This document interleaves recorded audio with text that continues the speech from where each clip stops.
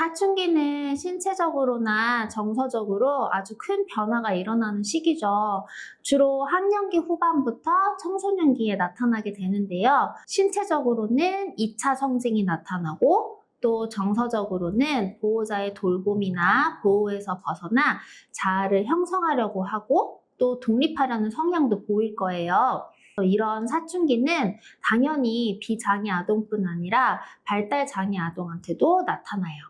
그런데 이제 발달 장애 아동은 그 변화를 이제 스스로 이해하거나 조절하려는 능력이 좀 부족해서 보호자의 세심한 이해와 각별한 지도가 더 필요하게 되는 거예요. 그래서 이 시기에는 사실 아이도 못지않게 혼란스럽겠지만 부모도 아이를 어떻게 지도해야 할지 매우 막막할 수 있을 것 같아요.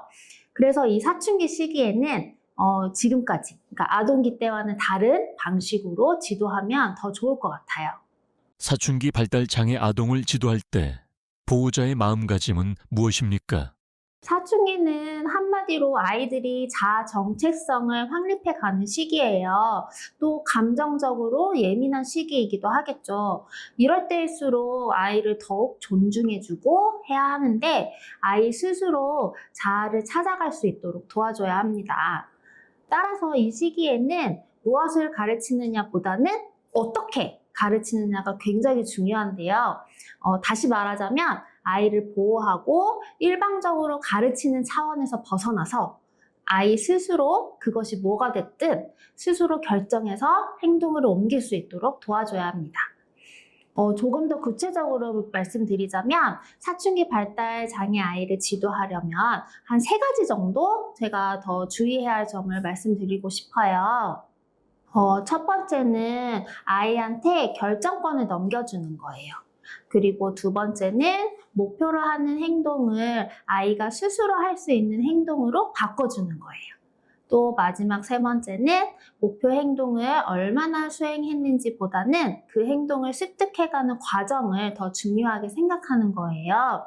그래서 하나씩 다시 한번 설명을 드리자면 첫 번째, 아이한테 결정권을 넘겨주는 방법으로는 이제 일방적인 지시보다는 선택적인 지시로 바꿔주는 거예요. 아동기에는 무언가를 스스로 결정하기엔 아직 부족한 게 많다 보니 우리가 이제 일방적으로 시키고 지시하고 그렇게 가르치고 있잖아요. 하지만 성인기에 자립해서 생활하도록 하려면 스스로 결정을 할 수 있어야 하잖아요. 그래서 사춘기가 되면 아이가 스스로 결정해서 행동할 수 있도록 힘을 길러줘야 해요. 그러니까 아이가 보호자의 지시를 듣고 수동적으로 바로 행동으로 옮기는 게 아니라 스스로 생각을 하고 능동적으로 행동하게 하는 거예요. 여기서 아이가 스스로 생각한다는 것이 진짜 중요한 부분이거든요. 그러기 위해서는 보호자가 아이한테 시키는 말을 바꿔줘야 해요. 그러니까 예를 들어서 문을 열도록 할 때 문 열어 라고 하기보다는 문 열어줄래? 라고 하거나 아니면 문을 왼손으로 열래? 오른손으로 열래? 하는 것처럼 권유형이나 선택형으로 말하는 거예요. 이렇게 아이에게 선택형으로 우리가 지시를 한다면 아이가 스스로 생각하고 행동할 수 있는 자기 주도성의 힘을 또 키워줄 수 있어요. 그리고 칭찬을 하거나 할 때에도 단순하게 그냥 잘했어 이렇게 칭찬하는 것보다는 네가 도와줘서 너무 큰 도움이 됐어. 고마워처럼 아이의 자존감과 성취감을 높일 수 있는 말로 칭찬을 해주면 더욱더 이런 자기 주도성이나 이런 것들이 더 생길 수 있겠죠. 두 번째로 유념해야 하는 거는 우리가 이제 목표로 하는 행동을 정할 때 아이가 스스로 할 수 있는 행동으로 바꿔줘야 된다는 거예요.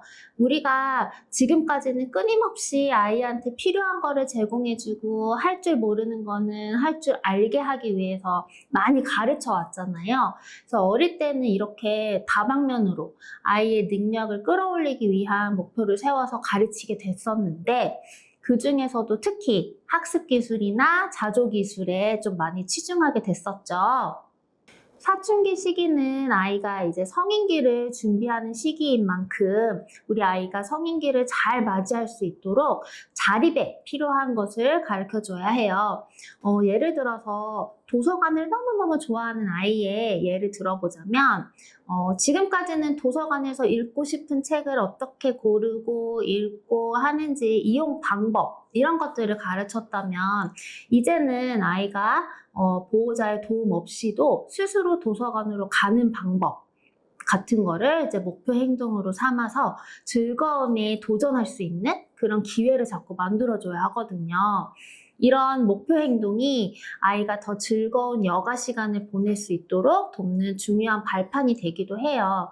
그러니까 성인기가 되면 혼자서 지내는 시간이 많아지게 되니까 흥미의 대상이 조금 한쪽으로 치우쳐게 되는 이제 우리 발달 장애 아동들에게도 다양한 경험을 자꾸자꾸 체험시켜주는 게 되게 필요하고 중요한 요소가 될 것 같아요. 그래서 사춘기 발달 장애 아동한테는 앞으로 자립에 필요한 행동이거나 여가 시간을 잘 보낼 수 있는 행동을 더 중요하게 생각하고 목표로 잡아주시면 좋을 것 같아요. 또 세 번째로 이제 유념해야 될 부분은 우리가 이제 목표 행동을 정해서 이제 가르친다고 했을 때 그 행동을 얼마나 수행했는지 그 부분에 좀 집중하기보다는 그 행동을 습득해가는 과정을 더 중요하게 생각하면 좋을 것 같아요. 그러니까 목표로 하는 행동의 성취 기준을 세울 때 어릴 때에는 막 몇 퍼센트 수행률을 보였냐 이런 걸로 우리가 이제 많이 기록을 해왔다면 지금부터는 그 행동 과정에서 예를 들어 생각지도 못한 어떤 상황이 발생했을 때 그런 상황을 유연하게 잘 대처하면서 넘어가는지 이런 것들을 더 잘 가르쳐주면 좋을 것 같아요. 그래서 예를 들어서 도서관에 가려고 버스를 탔는데 내려야 할 정류장을 지나쳐 버렸을 때 이럴 때 어떻게 상황을 대처할 수 있을지 이런 부분들을 가르쳐 줘야 되는 게 더 중요한 부분인 것 같아요. 그러니까 예상할 수 있는 어떤 어려운 상황에서도 아이가 당황하지 않고 어떻게 해야 하는지 그렇게 잘 대처할 수 있는 방법을 알려주는 게 굉장히 중요할 것 같아요. 이렇게 아이가 사춘기가 되면 더 이상 어린아이처럼 대하거나 보호해야 하는 대상으로 우리가 생각하면 안 될 것 같아요. 보호자는 이러한 생각에서 벗어나서 앞으로 아이 스스로 헤쳐나갈 수 있는 그런 힘을 길러줄 수 있도록 어떻게 하면 좋을지 잘 생각해 보면서 지도해야 할 것 같아요.